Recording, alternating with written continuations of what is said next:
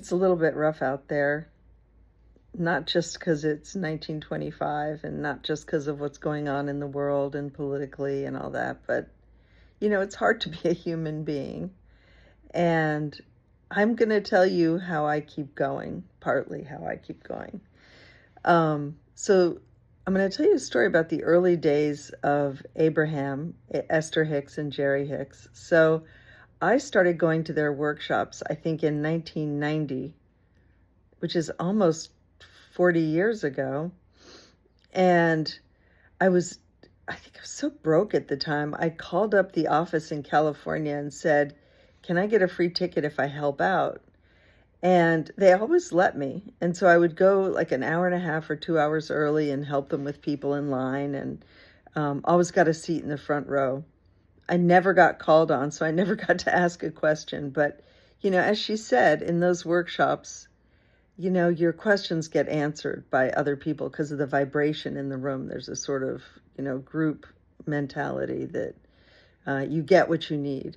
So anyway, she told a hilarious story one day, which was, and the dynamic between her and Jerry during those workshops was so funny because Abraham would make a joke about Jerry, Jerry would laugh, and they would tell sort of funny stories about themselves. So Abraham told this story about when Esther and Jerry were first going out together.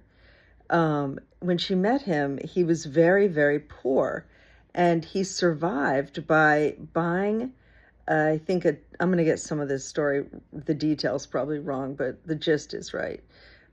He would survive by every week he would go to the commissary, I guess he'd been in the military maybe, and buy 10 cans of baked beans. And he would eat a can a day, I guess, or a little over a can a day. And Esther would say to him, don't you get sick of beans? And he'd say, no, not really. And she'd say, are you just going to eat beans the rest of your life? And he said this phrase, and this is the phrase that keeps me going. He said, I don't know what it is, but things just always work out for me. And she was like, okay.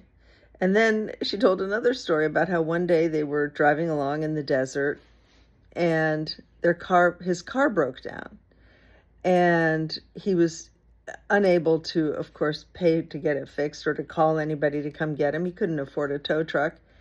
And she was like, oh God, what are we going to do? And he said, I don't know. Things just always work out for me. And sure enough, a tow truck guy came riding by, towed him for free, and then fixed his car for free. And I think there was one more example, but,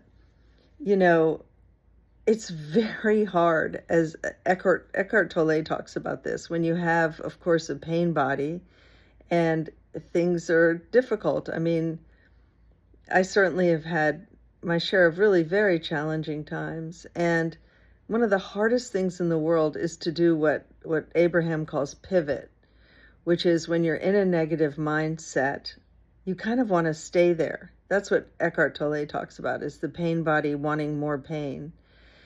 And if you can, during the worst moments, attempt to feel just a tiny bit better, that's what pivoting is. So despair is the worst, but hate is better than despair. Do you know what I mean? Like if you can just ride up the emotional scale, you can't go straight from despair to joy, but you can certainly find little incremental ways to feel better.